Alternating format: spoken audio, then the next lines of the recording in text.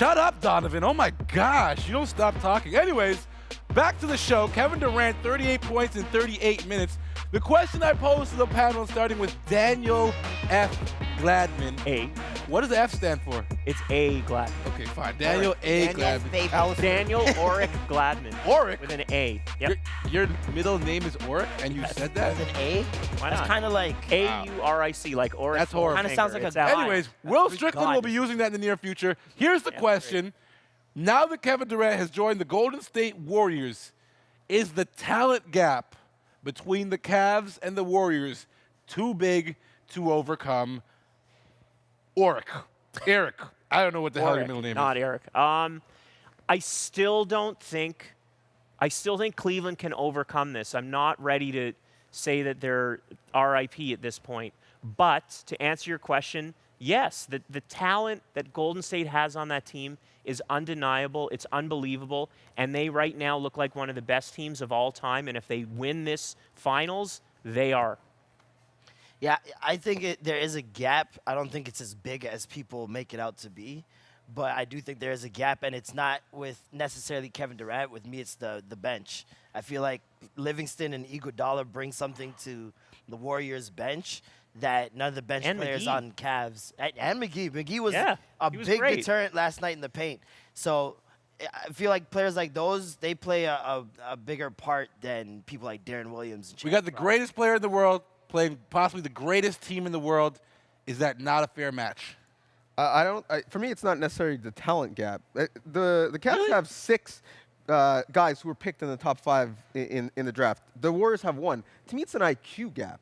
The Warriors play smart basketball on both ends. They don't beat themselves, and the Cavs do. I think, to me, that's the actual difference. If you took all 24 players and had NBA combine, I think actually the Cavs would come out more athletically advanced, but the Warriors are so much smarter. They're doing this without their head coach. He's chilling in the locker room. Can I add something to this? If Durant goes 38, 8, and 8 in this finals series, he's starting to creep closer to best player in the world status. We have no knocks second on place. wait on. No knocks on Kevin Love or Kyrie Irving, who are 2 guys billed as superstars, but who continually seem to fall into the shadows during big moments. You guys have no knocks for that. There's a gap there. You didn't see the shot Kyrie hit? Kyrie in Game 7? hits big shots. He didn't fall into the shadows. Kyrie probably hits the biggest shots Kevin on Love, that. He's not consistently there. You talk about that one shot. Everyone talks about that one shot. me- Where was he in the first 3 games of the series? For me, with Kevin Love, he always shows up at the first half of the game and then kind of disappears in the second half. That's just what I've seen. And with Kyrie, he's going to do what he does. But Thompson played amazing defense on him last night. And I think all players that went up against Thompson, shots-wise, only went 1 for 12 the entire night. So it's the defense of the Warriors that's really taken away from his game. You just mentioned Klay Thompson. Can the Warriors win with him playing that subpar offensively? Apparently. Yeah, we're all confident in that. I mean, because he was billed as the second best player before on this team, fell down the pecking order. Now it doesn't seem like he's found his rhythm or his identity with this new group. Well, I had said the other day that I thought he was the X factor in this series, and the truth of the matter is, I guess they don't need him to hit those shots, but he did so much more in Game 1. Defensively, and even just being a threat. You can't really look at Klay Thompson and say, well, he only scored 6 points and he's not performing. He played a great game. He couldn't hit a shot to save his life, but it just didn't matter. They only needed to score 92 points last night because Cleveland couldn't score on their defense. It's the ghost of Harrison Barnes. Yeah, let me throw something else out here. We're talking about the Warriors, and we should be talking about Steph Curry. If this was 2 years ago, we'd only be talking about Steph Curry, but now we got Kevin Durant in the house. So will we ever – he finally had a good finals game. He showed up alongside – Finally? Finally. What do I'm you a mean, hater. finally? I'm a hater. 2 years ago, he Yes, averaged you are. 26 in the finals. I don't 26. And they Limping. won. Limping. That was 2 years And ago. they won. And he should have been the MVP. Anyways, he shouldn't have been the league Well, actually, MVP. LeBron probably should have been in the finals But- MVP that year. But I Focus. think NBA fans have something against shorter players.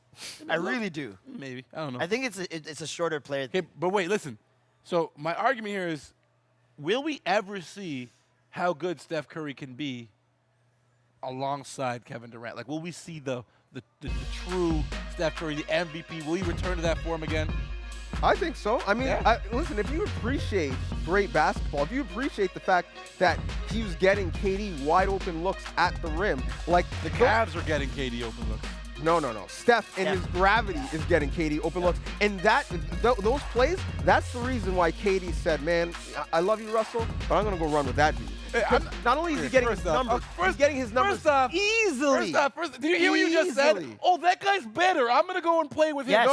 No. That's exactly what you just said. That guy, that's exactly what I said. That guy plays the right way. Yeah. Right. Russell plays the wrong way? Yes. Yes. That's why he's out. He plays to get Correct. numbers. Steph's playing to get rings. And also, Donovan, Steph had 28 points and 10 assists. You guys are missing the boat on this. That is MVP numbers. You guys right are missing there. the boat on this. And, I'm not and even 8 boards. Okay, Yeah, wait, like listen. what Listen, you want? Offensive boards, too. Wait. Steph looked like the Listen to me. second best player in the world yesterday. Definitely. Time out. Pause for the cause. Here's a question I was asking. Will we ever see Steph Curry's ceiling? Because I feel like he can do more, but playing alongside a guy like KD, it's going to take away from what he can do. You saw it last I night. think, you saw it last 28, night. 10, and 8 Yeah. in a win. That's his ceiling? He can't. That's feel not like his ceiling, but he what's wrong played with an that? amazing game. No, I'm not knocking that he played an amazing game. The question that was posed was, will we ever see how great he can be? Because I feel like how there's great more do you think he can be? I then? think there's more to his game. I think he can be a 35, Well, 36 listen, point it depends game how guy. it depends how you define great. Because Yeah. Russell Westbrook just had a great historic series. I'm saying he's great. And he got numbers. But to me, what was great about Steph last night was he got into passing lanes. He showed hard on LeBron defensively. He had gravity to get KD. He did all of those little things that maybe aren't tangible, but it's the reason why his plus minus is through the roof and why he deserves $207 million this summer. Efficiency. Okay, this is all great stuff. You're just Efficiency. Yeah, you're, you- you're anyways. so sad. You got no argument. You got no so case. sad. This is why you're wearing all black, right? Because you are so Cavs sad. said they're going to wear their all-black jerseys So anyways, at an appropriate time. game 2 is about adjustments, right? Yeah. So what adjustments would you like to see the Cavaliers make? Would I like? Yeah. None. Well, Personally. first off, let's take a look at this. You mentioned Channing Frye, okay, because you want the Warriors to win. Yes. But what adjustments must they make? Must they Channing make? Frye did not play. In my personal opinion, Richard Jefferson played way too much. Okay. Where would you guys go if you were Tyronn Lue? Everyone's looking at me? Okay. Well, Well, you're wearing two since do-rags. I'm the expert, 2 durags. Yeah, I feel like it's tightening up on those passes, reducing the turnovers, definitely. 20 turnovers. 20 turnovers is ridiculous. It's crazy for them, especially. That's wild. And also, they're a team that, like, the three-point shot, like, just kills your morale, like, one after another. What happened to And three-point last shooting? night, I didn't see the Yeah. three-point shots that this team has been making. Well, the it whole starts, playoffs. to me, with Cleveland, it starts with passing. That's what killed the Raptors, killed the Celtics, and they have to get back to that number of hitting 12 to 16 three-pointers a game. definitely. They have to score 120 points, like we know they can, because they did it every game in the Eastern Conference playoffs. If they don't get their offense aggressive and in gear, they can't win. Don't worry, E40. I'm not going to ask you to coach the Cavs. You can just sit there and chill. I would love to coach the Cavs. They're a good You team. wouldn't. You're a Well, hater. Ty Lue says it's a tough job, which I disagree. Who would you pick, Draymond or Kevin Love? We didn't talk about Draymond once. He's hosting the show, right? Draymond. He's I know he hosting is. the He's show. low-key. If a guy wears two do-rags, he gets to host the show. Listen, still more to come when we talk. Whatever. Cavs lost. I don't care anymore. But, however, LeBron's house was vandalized, and that's just ridiculous, disrespectful. We'll talk about that and more, and hopefully very little about the Warriors when we return on Hangout.